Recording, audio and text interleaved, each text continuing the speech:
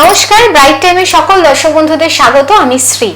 আর আপনারা সকলেই জানেন যে ব্রাইট টাইমে নিত্য নতুন অনুষ্ঠান কিন্তু সাজিয়ে রাখা হয় আপনাদেরই জন্য। আজ কিন্তু আমাদের যে মূল অনুষ্ঠান জ্যোতিষশাস্ত্র, কিন্তু এই জ্যোতিষশাস্ত্রের গভীরতা এবং অর্থ সবটাই তো অনেকটাই ব্যাখ্যা, তো অনেকটাই গভীর।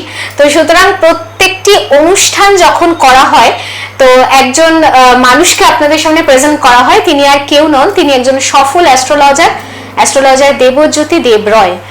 তো সুতরাং আজ আপনাদের সামনে যে টপিকটা বা যে অনুষ্ঠানটি প্রেজেন্ট করা হবে সেটা ভীষণই অর্থবহ এবং খুব গুরুত্ব রাখে।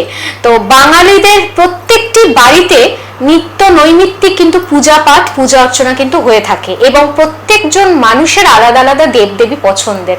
তো সুতরাং ভগবানের দর্শন এবং ভগবানকে কাছে পাওয়া, তো এটা একটা বাঙালির মধ্যে একটা কালচার বলা যেতে পারে। তো সুতরাং আজ মূল যে অনুষ্ঠানটি নিয়ে আপনাদের সামনে উপস্থাপন করা হচ্ছে, যে অনুষ্ঠানটি সেটি হচ্ছে হনুমান চালিসা। তো সুতরাং পবনপুত্র হনুমান, তো প্রত্যেকটি বাড়িতেই এখন কিন্তু এই হনুমান চালিসা কিন্তু পাঠ করা হয়। তো স্যারের কাছে আমার কিছু কোশ্চেন থাকবে, যেটি আজকের দিনে দাঁড়িয়ে এটার গুরুত্ব কতটা বা এর প্রভাব কতটা এবং মানুষ যে এই হনুমান চালিসা পাঠ করছেন সেটির কতটা উপকারিতা, সেই সমস্ত কিছু কিন্তু আপনাদের সামনে প্রেজেন্ট করা হবে। দেবজ্যোতি স্যার, নমস্কার। নমস্কার। স্যারের কাছে প্রথমেই জানতে চাইবো, স্যার কেমন আছেন? হ্যাঁ, আমি তো খুব ভালো আছি, বেশ ভালো আছি। আশা করি আপনারাও সকলে ভালো আছেন, দর্শকবৃন্দরাও নিশ্চয়ই ভালো আছেন। আর স্যার, আমি যে প্রথম যে কোশ্চেনটা আপনাকে রাখবো, যে প্রত্যেকটি বাড়িতে কিন্তু এখন দেখতে পাওয়া যাচ্ছে বা যারা পূজা অর্চনার মধ্যে আছেন তারা কিন্তু হনুমান চালিসা কিন্তু পাঠ করছেন। তো এই যে হনুমান চালিসা পাঠ করার এই উপকারিতা বা কতটা গুরুত্ব বা প্রভাব, এই নিয়ে আপনি দর্শক বন্ধুদের সামনে কি বলবেন? হনুমান চালিসা যে আক্ষরিক অর্থ আছে সেটার ওপর নয়, তার বাইরে কি আছে। আক্ষরিক অর্থ যেগুলো আছে বিভিন্ন ইউটিউব চ্যানেলগুলো থেকে আপনারা পেয়ে যাবেন, ঠিক আছে। আমার বলার বক্তব্য হচ্ছে যে অ্যাস্ট্রোলজিক্যাল পয়েন্ট অফ ভিউ থেকে কিরকম আছে এবং স্পিরিচুয়াল পয়েন্ট অফ ভিউ থেকে কিরকম আছে। এর কিন্তু দু তিন রকমের ধারা আছে। এটাকে বোঝার ক্ষেত্রে একটা স্পিরিচুয়াল ধারা আছে আর একটা আছে লজিক্যাল ধারা আছে, ঠিক আছে। আমি প্রথমে লজিক্যাল ধারার কথা বলছি, স্পিরিচুয়াল ধারার কথাটা আমি লাস্টে বলবো। অ্যাকচুয়ালি আমি বলবো না, হয়তো আমার একজন আছেন যিনি খুবই ভালো ভক্ত হনুমানজির, তিনি খুব সুন্দরভাবে ওটাকে স্পিরিচুয়ালি ন্যারেট করেছেন। তো সেটা আমরা লাস্টে দিকে শুনবো। কিন্তু এখন আমি যেটা বলার চেষ্টা করব সেটা হচ্ছে যে তার গুণগত ধারাটা কিরকম আছে বা তাতে ব্যবহার কীভাবে করবো বা এর লজিক্যাল পার্ট কি আছে, যুক্তিপূর্ণ জায়গাটা কি আছে। অ্যাকচুয়ালি ব্যাপারটা হচ্ছে যে হনুমানজিকে স্মরণ করা মানে ফ্রম অ্যাস্ট্রোলজিক্যাল পয়েন্ট অফ ভিউতে সেটা হচ্ছে যে আমাদের যে 9 প্ল্যানেটস আছে, 9টা গ্রহ, কি sun, moon, Mars, Mercury, Jupiter, Venus, Saturn, Rahu, Ketu. বাংলায় বললে রবি, চন্দ্র, মঙ্গল, বুধ, বৃহস্পতি, শুক্র, শনি, রাহু, কেতু, এই নবগ্রহ, এই 9টা গ্রহ। আমার ডিকোডিং বা অ্যানালাইসিস থেকে আমি এটা আমার পার্সোনাল ভিউ থেকে যেটা বের হয় সেটা হচ্ছে হনুমান চালিসা বা হনুমানজি হচ্ছেন যে এই 9টা প্ল্যানেটের ডাইরেক্ট কম্বিনেশন, ডাইরেক্ট ইম্প্যাক্ট। আমাদের সবার মধ্যেই 9টা প্ল্যানেটের ইম্প্যাক্ট আছে, কিন্তু ওনার মধ্যে উনি এমন একজন ব্যক্তিত্ব বা এমন একজন প্রভু, ঠিক আছে, সেই ওনার মধ্যে এই 9টা প্ল্যানেটের প্রভাব সর্বস্তরের ভাবে বিস্তারিত আছে। সেই জন্য ওনার নামের এই হনুমান চালিসাটা পাঠ করলে আমাদের যে কোনো প্ল্যানেটারি এফেক্ট যাই থাকুক না কেন সেখান থেকে কিছুটা হলেও মুক্তি পাওয়া যেতে পারে। যেমন প্রথমে হচ্ছে সান, ওনার হনুমানজির what is the colour of Hanumanji, উনি ওই অরেঞ্জ কালারের যে সিঁদুর আছে সেই অরেঞ্জ কালারের সিঁদুরে পুরো ভরে আছে, this is the colour of sun. তাহলে ওনার যে ওনার রংটা কি, রংটা হচ্ছে সানের মতো, সূর্য দেবতার। তাহলে উনি সূর্যের প্রতীক, ঠিক আছে। নেক্সট চন্দ্র, কিভাবে সে চন্দ্রকে রিপ্রেজেন্ট করছে? চন্দ্র হচ্ছে যে আমাদের মনের জায়গা, কালপুরুষের চতুর্থ ভাবের লর্ড হচ্ছে চন্দ্র, চতুর্থ ভাবের যে পতি, চতুর্থ পতি বা 4th হাউসের লর্ড সে হচ্ছে মুন, চন্দ্র। এবং আমরা চন্দ্র আমাদের মনকে রিপ্রেজেন্ট করি, মন। আর ওই 4th হাউস, কালপুরুষের যে 4th হাউস, ওটাকে মন বোঝায়, মা বোঝায়, মন্দির বোঝায়। উনি কি করেছেন, ওই মনটাকে চিরে দেখাচ্ছেন যে রামের স্থান। কতটা বড় ভক্ত যে নিজের বুকটাকে চিরে, কোথায়, মনের জায়গায়, যেটা আমাদের চন্দ্রের জায়গা, ওখানে কি, ওখানে মন্দিরের স্থান, ওখানে ডাইরেক্টলি বসে আছেন তার প্রভু শ্রীরাম। তাহলে 100% মানসিকভাবে যে আমি আমার গুরুর প্রতি সম্পূর্ণ রকমভাবে, বা গুরুকে আমার সম্পূর্ণ রকমভাবে আমি হৃদয়তে স্থান দিয়েছি, এর থেকে ভালো প্রকাশ আর নেই। তাহলে চন্দ্রের প্রকাশটাও বিদ্যমান। নেক্সট হচ্ছে যে মঙ্গল। মঙ্গল কিসের প্রতীক? শৌর্য, বীর্য, মাস্কুলিন। ওনার মতো, ওনার যে ফিগার দেখানো হয় বা ওনার যে চেহারা, হ্যাঁ, মাস্কুলিন, 100% মাস্কুলিন, বিশাল শক্তিশালী। মঙ্গল হচ্ছে যে শক্তির, বীর্য, বীর্যর প্রতীক। তো ওনার থেকে, যেমন মহাভারতে কি হয়েছিল আমরা দেখেছিলাম, ভীমের অহংকার দমন করতে গিয়ে হনুমানজি তার লেজটাকে রেখে দিয়েছিলেন ভীমের রাস্তার সামনে, আর ভীম বলেছিলেন যে আপনার লেজটাকে তুলে দিন। তখন হনুমানজি বলেছিলেন যে তুমি তুলে দাও না। তখন ভীম তার শক্তি দেখানোর চেষ্টা করেছিলেন, ওই লেজটাকে তুলতে পারেননি। এতটাই তার শক্তিশালী যে ভীম তার লেজ পর্যন্ত তুলতে পারেননি। কতটাই শক্তিপূর্ণ এই শক্তি, মানে power house is denoted by Mars, Mangal. তাহলে তিনি কতটাই মঙ্গল দ্বারা প্রভাবিত, মঙ্গল মানে মার্স, মার্স তার কাছে কতটাই তার মধ্যে ভরে আছে মঙ্গল, মঙ্গল গ্রহ, ঠিক আছে। বিশাল শক্তিশালী, বিশাল পরাক্রমী। তারপর হচ্ছে যে বুধ, মার্কারি। বুধকে আমরা কিরকম রিপ্রেজেন্ট করি? বুদ্ধি এবং বুদ্ধি, চতুরতা এবং শিশু বা কিশোর, মানে ছোট্ট বাচ্চাদের আমরা রিপ্রেজেন্ট করা হয়। হ্যাঁ, যারা পড়ুয়ারা তাদেরকে কিন্তু মার্কারি দিয়ে রিপ্রেজেন্ট করা হয়। হ্যাঁ, বুদ্ধি, সে বুধকে রিপ্রেজেন্ট করা হয় বাচ্চাদের দ্বারা। হ্যাঁ, বাচ্চাদের মাধ্যমে আমরা বুধকে রিপ্রেজেন্ট করি। এবং বুদ্ধি কি করেছিলেন হনুমানজি কিন্তু নিজের তিনি যেরকম শৌর্য, বীর্য, যেরকম পরাক্রম, সেরকম কিন্তু নিজের সাইজটাকে ছোট্ট করে নিতে পারেন। নিজের দৈহিক আকারকে একদম ছোট্ট মার্কারির মতো করে নিতে পারে। এবং বুদ্ধি কাজে লাগিয়ে তিনি কিন্তু পুরো লঙ্কার অবস্থা খারাপ করে দিয়েছেন। পুরো রামের চোখ থেকে যখনই জল বেরাচ্ছেন, পুরো ম্যাক্সিমাম কাজটা হনুমানজি করছেন তার বুদ্ধি দিয়ে। এটা হচ্ছে যে বুধ, মানে মার্কারি দ্বারা রিপ্রেজেন্টেড, স্ট্রং মার্কারি। নেক্সট হচ্ছে বৃহস্পতি, জুপিটার। জ্ঞান গুণ সাগর, সবার প্রথমেই বলা হয় হনুমানজির চালিসায় প্রথমেই বলা হয় জয় হনুমান জ্ঞান গুণ সাগর। জ্ঞান গুণ কে? জুপিটার, বৃহস্পতি। উইজডম, জ্ঞান, প্রচুর। জুপিটারের মতো জ্ঞান কম আছে, প্রচুর জ্ঞানী, মানে যে কোনো রকম নলেজ কিন্তু জুপিটারের আছে, ঠিক আছে। তো সেটা, এবং তার সঙ্গে কি, যেরকম সে শৌর্য, বীর্য মার্সের মতো আছে, কিন্তু আবার বৃহস্পতির মতো তার অহংকারহীন।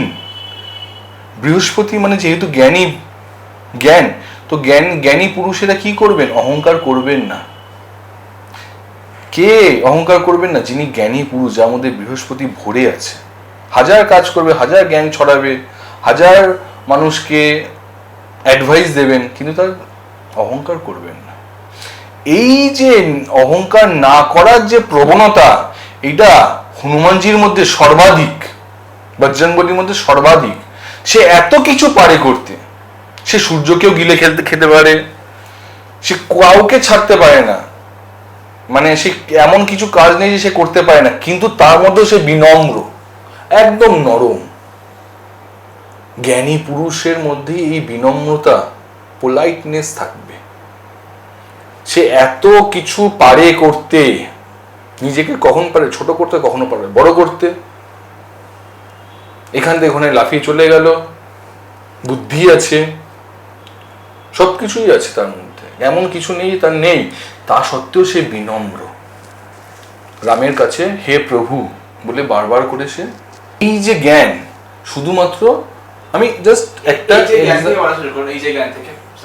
এই যে জ্ঞান, এখানে শুধুমাত্র আমরা ছোট ছোট পয়েন্টগুলোকে টাচ করে যাচ্ছি। ওনার মধ্যে যে জুপিটারিয়ান প্রভাব প্রচুর, কিন্তু আমরা সবকটার মধ্যে না, আমরা শুধু ছোট ছোট টাচ করে যাচ্ছি। নেক্সট হচ্ছে যে ভেনাস, শুক্র।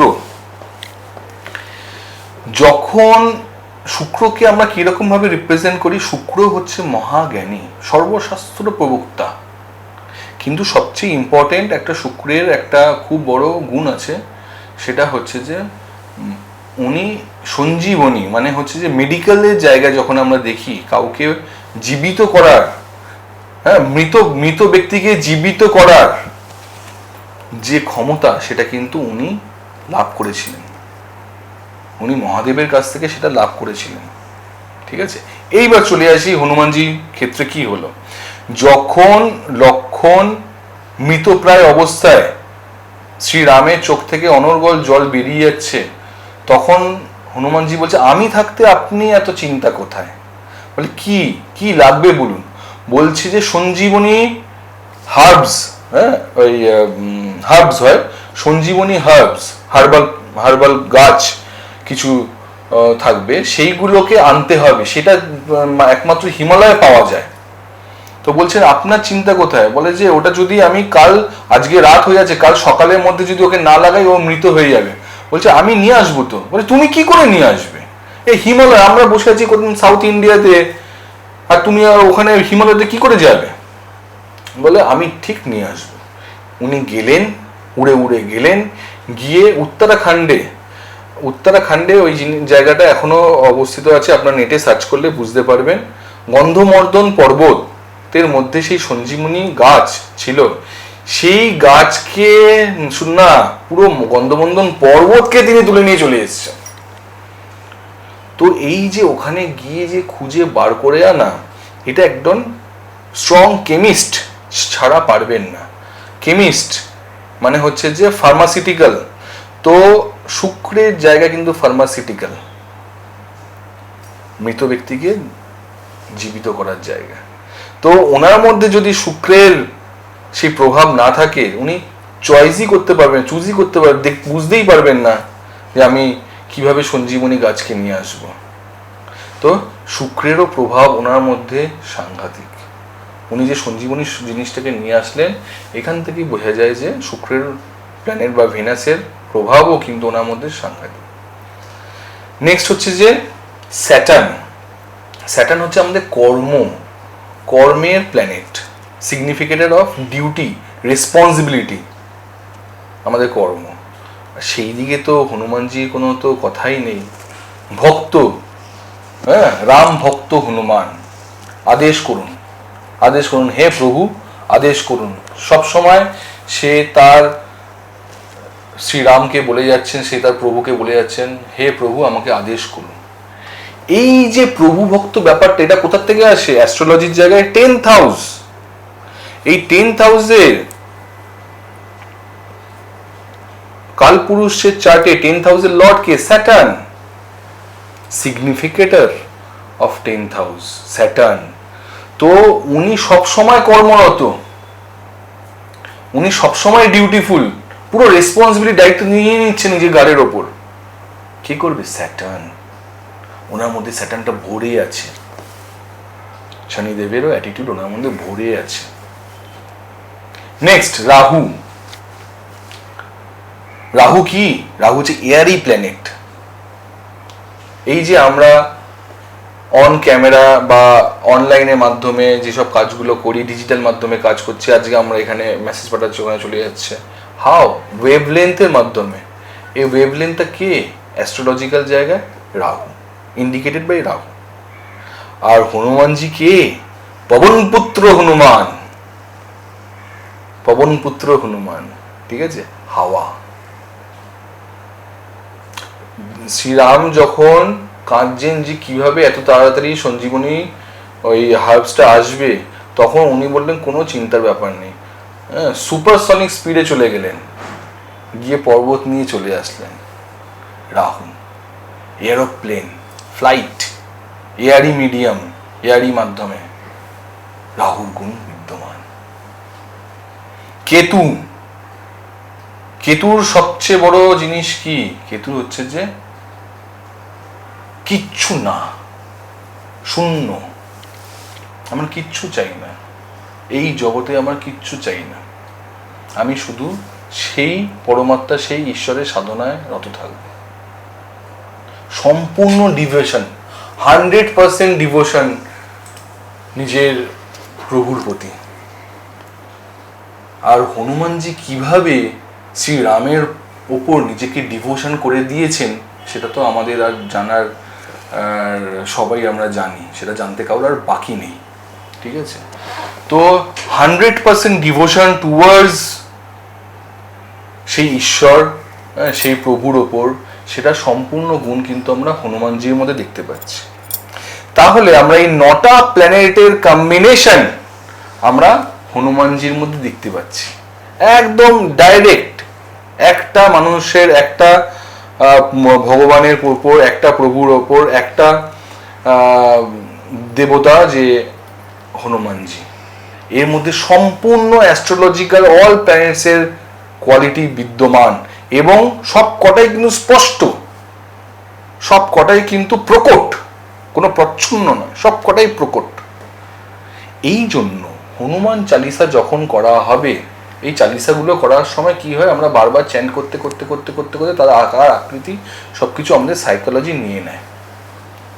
এটা করতে করতে কি হয়, যার যে প্ল্যানেটের প্রবলেমই আছে, যার সবার তো আলাদা আলাদা চার্ট, যেমন আমি বারবার করে বলি সার্বিকভাবে কিছু বলা যায় না, হ্যাঁ, সব মানুষের চার্টকে আলাদা আলাদাভাবে বিন্যাস করতে হয়, চার্ট অ্যানালাইসিস করতে হয়, তখনই বলা যায়। কিন্তু হনুমান চালিসা করাটা একটা সার্বিক রেমেডি, সবাই করতে পারে, ইচ অ্যান্ড এভরি পার্সন। তার যে কোনো প্ল্যানেট অনুযায়ী প্রবলেম থাকুক না কেন, হনুমান চালিসা যদি সে সঠিকভাবে করতে পারে, সে কিন্তু উপকৃত হবে। এইবার আমাদের নেক্সট পয়েন্ট হচ্ছে এইটা, উপকৃত মানে কি? আমি হনুমান চালিসা চ্যান্ট করলেই আমার প্রবলেম সলভ হয়ে যাবে? না, এখানেই মজার ব্যাপার, এখানেই আনতে হবে বিজ্ঞান ভিত্তিক চিন্তা ভাবনা, সায়েন্টিফিক এবং লজিক্যাল দৃষ্টিভঙ্গি। আমার প্রবলেম আসলো, আমি হনুমান চালিসা চ্যান্ট করলাম, আমি রেমিডি হয়ে গেলাম, আমি সঙ্গে সঙ্গে সুস্থ হয়ে গেলাম, না, এরকম হয় না, ইট ইজ নট পসিবল। কিন্তু মানুষের কাছে এরকম ধারণা আছে, আমরা দেখি বারবার করে প্রচুর মানুষের মধ্যে, ক্লায়েন্টদের মধ্যে এরকম ধারণা থাকে যে আমি তো এত হনুমান চালিসা করলাম, আমার তো কিছু হলো না। ওরকম হয় না। যেমন আমাদের শরীর তত্ত্বকে বুঝতে হবে। আজকে সাপোজ আমাদের এই যে সময়, ঠিক আছে, এই সময় আমাদের শরীরের মধ্যে যেই গুলো দরকার, যেমন আমাদের শরীরের মধ্যে প্রোটিন, আমাদের খাদ্যের মধ্যে protein, fat, starch, each and everything, ডায়েটের মধ্যে যেগুলো দরকার, সেগুলো কি আমরা হঠাৎ করে জেগে উঠেছে?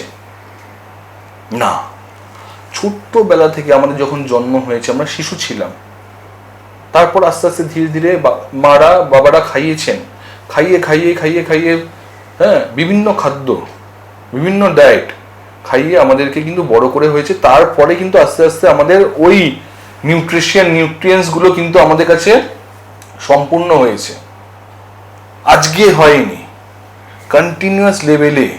সেই জন্য আমরা যখন খাবার গ্রহণ করি, তখন সেইগুলো নির্যাস আমাদের শরীর নিয়ে নেয়, কোন জায়গায় প্রোটিন দরকার, কোথায় ফ্যাট দরকার, কোথায় ভিটামিন দরকার। সেরকম আমাদের practice of Hanuman Chalisa regular বেসিসে করে যেতে পারলে আমাদের জীবনের নেগেটিভিটি গুলো সরে গিয়ে আমাদের পজিটিভিটি ধারণ করে যাবে, আমাদের চারিদিকে পুরো পজিটিভিটির আকার চলে আসবে। এখন প্রবলেম আসছে, আমি এখনই গিয়ে করলাম, ভাবলাম যে রেমেডি হয়ে যাবে এটা করে, না, এত সোজা নয়, জীবনটা অত সোজা নয়। আজকের দিনে দাঁড়িয়ে আমাদের ভিটামিন ডেফিসিয়েন্সি হচ্ছে না প্রোটিন ডেফিসিয়েন্সি হচ্ছে, এটা কেন? কারণ হচ্ছে আমরা ছোটবেলায় কোনো রকম খাদ্য ঠিকমতো খাইনি বলে। এটা লং টার্মের ব্যাপার। তো খাবার ক্ষেত্রে যখন এরকম, শরীর তত্ত্বের জায়গা যখন এরকম, তখন আমাদের আধ্যাত্মিক জগতে এরকম হবে না কেন? প্র্যাকটিস হনুমান চালিসা কোনো অবশ্যই, তা বলে কি হয় না একটা মানুষ বিপদে পড়লো হনুমান চালিসা করে বেরিয়ে যায়, এরকমও প্রচুর আছে, কিন্তু 100% যে বেরিয়ে যাবেই সঙ্গে সঙ্গে এটা বলা যায় না।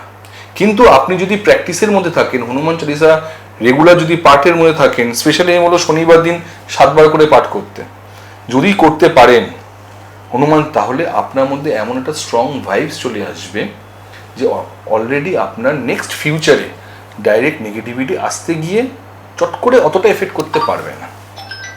কিন্তু করে যেতে হবে, বারে বারে বারে বারে করে যেতে হবে। তখন গিয়ে হঠাৎ করে আমার এখন প্রবলেম হলো, আমি 10 বার হনুমান চালিসা করে দিলে আমার প্রবলেম সলভ।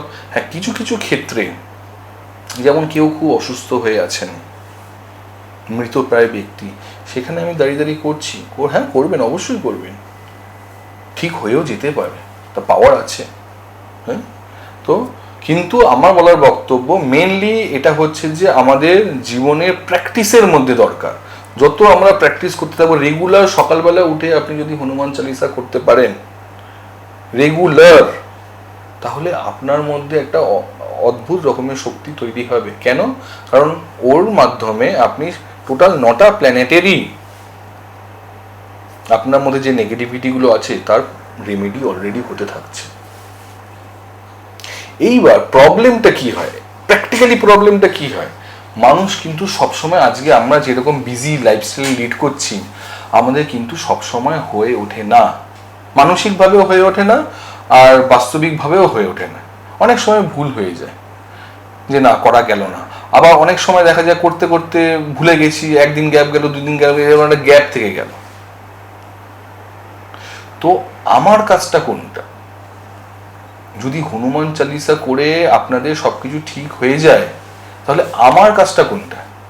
আমার কাজটা হচ্ছে আপনার চার্টকে অ্যানালাইসিস করে এমন জায়গায় ব্যালেন্স করে দেওয়া যাতে আপনি রেগুলার হিসেবে হনুমান চালিসা করতে পারেন। সেই জায়গাটা হচ্ছে আমার কাজ। কোন জায়গাটায় ডেফিসিট হচ্ছে যাতে আপনি রেগুলার বেসে হনুমান চালিসা করার মতো নিজের মধ্যে সেই ব্যালেন্স এবং নিজের মধ্যে সেই নিয়ন্ত্রণ, নিজের মধ্যে সেই পাঞ্চুয়ালিটি, ডিসিপ্লিন, যে আমাকে হনুমান চালিসা মাস্ট করতেই হবে, সেই জায়গায় নিয়ে যাওয়ার জায়গাটা হচ্ছে আমার কাজ। আমি আপনাকে সেরকমভাবে আপনার চার্ট অ্যানালাইসিস করে সেরকমভাবে জায়গায় করে অ্যাডভাইস করব যাতে আপনি সেটাকে কন্টিনিউয়াস বেসিসে করে নিজেদের জীবনটাকে বেটারমেন্ট করতে পারেন। তো এইটা হচ্ছে যে লজিক্যাল পার্ট অফ হনুমান চালিসার কে ডিকোড করার ক্ষেত্রে। এছাড়াও কিছু কিছু আমাদের মনস্তত্ত্বকভাবে এবং স্পিরিচুয়াল বা ফিলোসফিক্যাল পার্টও আছে, সেটাও আপনারা এই ভিডিওর শেষের দিকে শুনতে পারবেন, দেখতে পারবেন। গুরুত্বপূর্ণ একটা টপিক আপনাদের সামনে কিন্তু প্রেজেন্ট করা হলো দেবজ্যোতি স্যারের মুখ থেকে, এই যে হনুমান চালিসা। তো সুতরাং আপনারা যখনই পাঠ করছেন এবং সেটা কোন সময়, নিয়মবিধি থেকে শুরু করে এর প্রধান গভীরতা সমস্ত কিছুই কিন্তু আপনাদের সামনে প্রেজেন্ট করা হলো। আর শোনাটা আমার মনে হয় খুব দরকার, কারণ প্রতিটি বাড়িতেই কিন্তু এখন ইয়াং জেনারেশন থেকে শুরু করে প্রত্যেকেই এই হনুমান চালিসা কিন্তু পাঠ করছেন।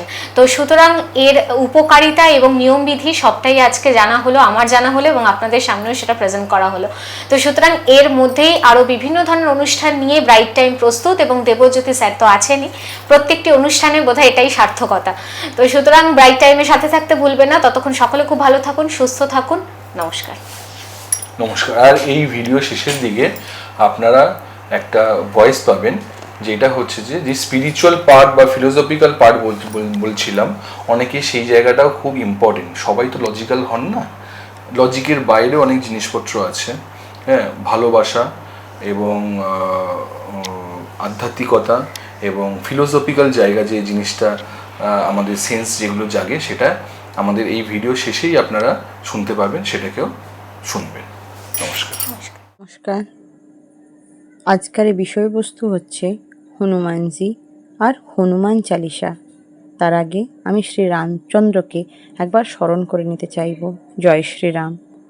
আজকে আমরা জানব যে হনুমানজি কে, আর আমরা হনুমান চালিসা কেন পাঠ করব। আপনারা সবাই জানেন হনুমানজি হচ্ছেন শ্রী রামচন্দ্রর একজন অনন্য ভক্ত, যে কি রামচন্দ্রকে অসম্ভব ভালোবাসতেন। উনি নিজে বিশ্বাস করতেন ওনার এই পৃথিবী পৃষ্ঠে আসা শুধু রামচন্দ্রর সহায়তা করার জন্য, ওনার নাম জপ করার জন্য, ওনার স্তুতি করার জন্য, ওনার ভক্তি করার জন্য। তো এক ভক্ত ও তার ভগবানের মধ্যে অনন্য ভালোবাসা ছিল, যেটা কি রামায়ণের কেন্দ্রবস্তু ছিল। আপনারা সবাই জানেন সেখানে রামায়ণে যখন রাম রাম নামেই পাথরগুলো ভাসিয়ে দেওয়া হচ্ছে, সমুদ্রে পাথরগুলোও ভেসে যাচ্ছে। তো এখানে হনুমানজি জাস্টিফাই করতে চেয়েছেন যে রামের নামেই শুধু এত ক্ষমতা, তো রামচন্দ্রকে পেলে কতটা না সুখ পাওয়া যেতে পারবে। তো এই ভক্ত ও তার ভগবানের অনন্য ভালোবাসাকে মহামনীষী তুলসীদাসজি 40টি পদের মাধ্যমে উপস্থাপনা করেছেন। ওনার এই রচনাটিই হচ্ছে হনুমান চালিসা। তো হনুমান চালিসায় ইটসেলফই লেখা আছে, চৌপাইগুলো পাঠ করলে আমরা জানতে পারবো আমরা কি কি সুখ পেতে পারবো। কেন না, এই তুলসীদাসজির এই অনন্য রচনা জনস্বার্থে দেওয়া, তাহাতে কি ওদের মনস্কামনা পূর্ণ হবে, কষ্ট নিবারণ হবে, মন থেকে ভয় দূর হবে। সেই জন্য আজকে এই হনুমান চালিসার কটি চৌপাই আপনাদের বুঝিয়ে বলবো। আপনারা কিন্তু এই লালসায় পড়ে হনুমান চালিসা পাঠ করবেন। হনুমান চালিসা পাঠের কিন্তু অনন্য উপকারিতা যেগুলো চৌপাইতে লেখা আছে সেটি আপনাদের বলে জানাচ্ছি। প্রথম চৌপাইটি উনি এইভাবে শুরু করেছেন। শ্রী গুরু চরণ সরোজ রজ নিজ মनु মুকুর সুধারি বরনৌ রঘুबर বিমল যশু जोदायकु फलचारी बुद्धिहीन तनु जानिके सुमिरौ पवन कुमार बल बुद्धि विद्या देहु मोहि हरहु कलेश विकार। এখানে নিজের গুরুকে অবলম্বন করে, নিজের গুরুর চরণে সমস্ত অহংকারকে ত্যাগ করে আমি হনুমান চালিসার পঠন করতে শক্তি চাইছি, যাতে কি আমার হনুমান চালিসা পাঠ সিধে রঘুবর শ্রী রামচন্দ্রকে প্রাপ্ত হয়, তাতে কি আমার পূর্ণ পাপ খণ্ডন হয় আর আমার জীবনে শান্তির সঞ্চার হয়। এরপরে লেখা আছে, বুদ্ধিহীনতনু জানিকে সুমিরৌ পবন কুমার বলবুদ্ধি বিদ্যা দেহু মোহি হরহু কলেশ বিকার।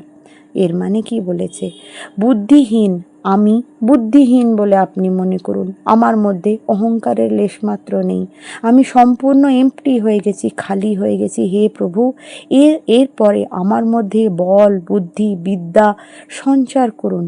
তার মানে হনুমানজি এ সবের উৎস। আপনারা জানেন যে হনুমানজি একসময় কোষ কোষ যোজন দূরে অবস্থিত সূর্য দেবতা, যে কি সকল শক্তির আধার, যার জন্য কি এ সংসার টিকে আছে, সব গ্রহ নক্ষত্র উপগ্রহ সবাই টিকে আছে, সেই সূর্য দেবতাকে মধুর ফল ভেবে ভক্ষণ করেছিলেন। তো আপনারা এখান থেকে আন্দাজ করতে পারছেন হনুমানজি কত বড় শক্তির উৎস। আপনার বড় থেকে বড় বিপদ হনুমানজির সামনে টিকতে পারে না।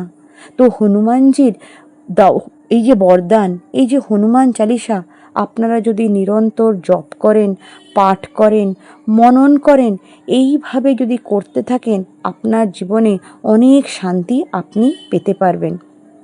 হনুমান চালিসার কটি চৌপাই আপনাদের সামনে তুলে ধরব, আপনারা আস্তে আস্তে বুঝতে চেষ্টা করবেন। দুর্গম কাজ জগৎ কে যেতে সুগম অনুগ্রহ তুমহারে তেতে। এর মানে দুর্গম কাজ জগতে যতই থাকুক না কেন সব কিছু সুগম হয়ে যায় যদি আমরা আপনার অনুগ্রহকে অ্যাকসেপ্ট করি, মানে আপনার শরণাপন্ন হই। যদি আপনার অনুগ্রহে থাকি তখন আমার জীবনের দুর্গম থেকে দুর্গম কাজ সব কিছু সম্পন্ন হয়ে যাবে। তার মানে আপনারা বুঝতে পারছেন, আমাদের হনুমান চালিসাটাকে কিন্তু একটা কবিতাভাবে পাঠ করলে হবে না। আমরা এটাকে নিরন্তর পাঠ করব ভালোবেসে, ভক্তি সহকারে, এতে বিশ্বাস রেখে, এই সম্পূর্ণ অনুভূতি নিয়ে যদি আমরা ভগবানের ভাব দিয়ে এই হনুমান চালিসা পাঠ করি, তখন আমাদের দুর্গম কাজগুলি সমস্ত সম্পন্ন হয়ে যাবে। আরেকটি চৌপাই বলছি, সব শুক্লা হে তুমহারি শরণা, তুম রক্ষক কাহু কো ডরনা। সব কিছু সুখ আপনার কাছেই সম্ভব। আপনার শরণাপন্ন হলে আমার কোনো খারাপ বলে কিছু থাকবে না, আমি সর্বসুখের অধিকারী হব।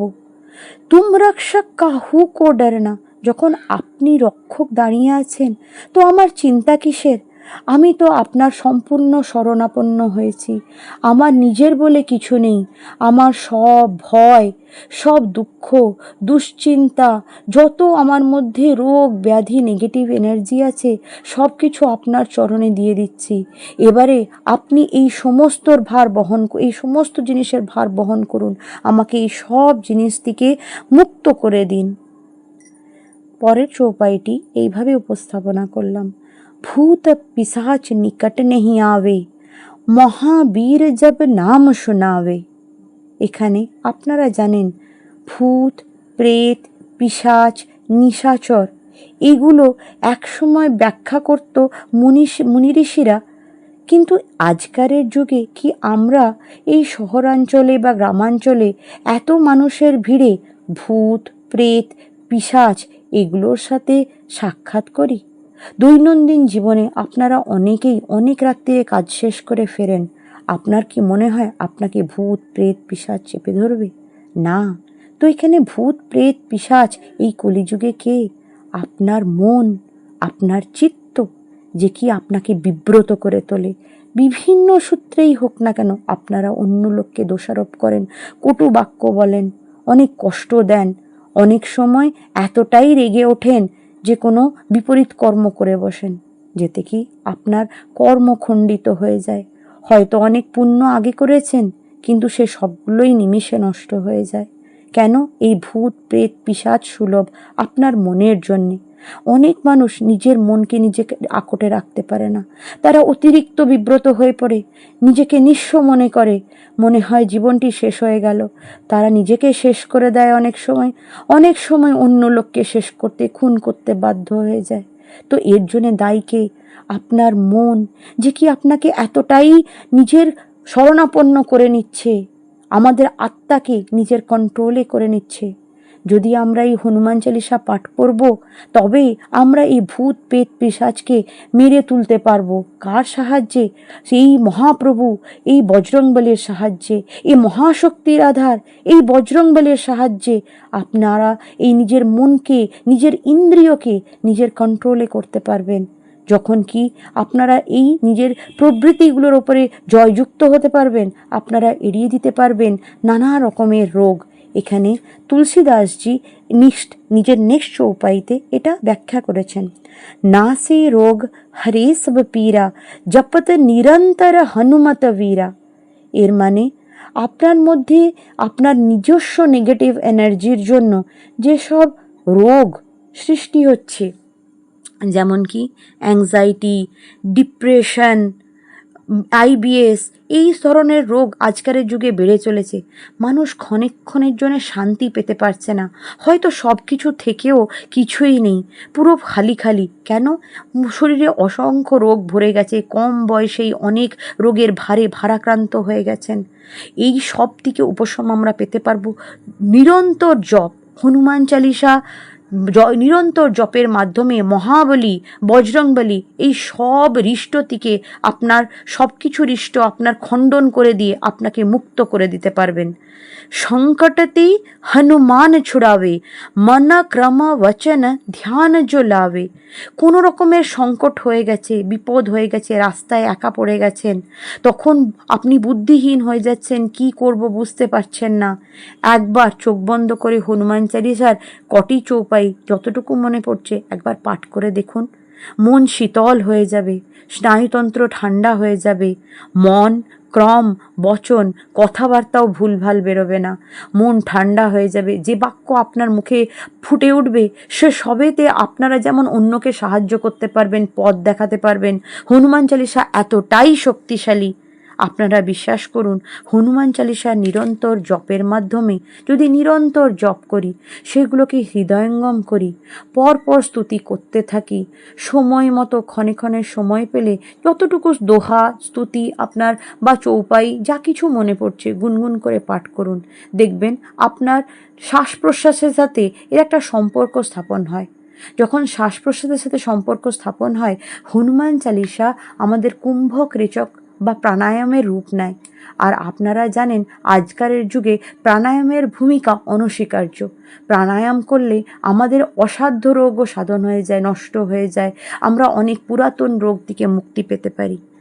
আমাদের হনুমান চালিসা পাঠ করলে যে নারী ভেগাস নারী, যেটা কি আমাদের সবথেকে বড় নারী, যেটা মস্তিষ্ক থেকে শুরু হয় আমাদের হৃৎপিণ্ড পর্যন্ত বা আমাদের আরও পেটের গভীর পর্যন্ত এক্সটেন্ডেড বা বিস্তারিত, সেই নারীটি খুব শিথিল থাকে।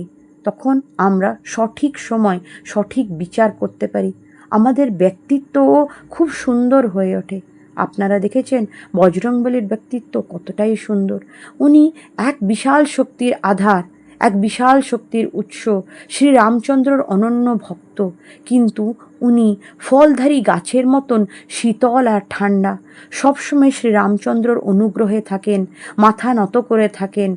উনি, আপনারা ভাবতে পারছেন যে কতটাই শক্তি, বড় শক্তি, যার মধ্যে কি ভূত প্রেত পিশাচকে মেরে দেওয়ার ক্ষমতা আছে, সে কিন্তু কতটাই ভদ্র। তাহলে আপনার ব্যক্তিত্ব কতটাই মার্জিত আর সুসম্পন্ন হয়ে উঠবে।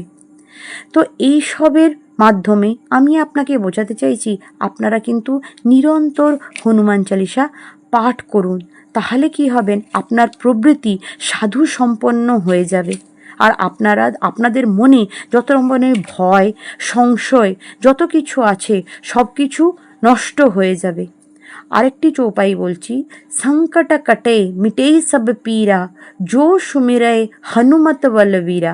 মানে সব রকমের সংকট কেটে যায়, সব রকমের পীড়া কেটে যায় যদি আপনারা সুমিরন করেন হনুমত বলবীরার, মানে হনুমান বলশালী হনুমানজির যদি আমরা জপ নিরন্তর পাঠ করতে পারি, সকালে একদম ঘুম থেকে ওঠার পরে আর রাত্রির বেলায় ঘুমোতে যাওয়ার আগে আপনারা মন খুলে হনুমান চালিসা পাঠ করুন, নিজের সব দুঃখ হনুমানজিকে জানান।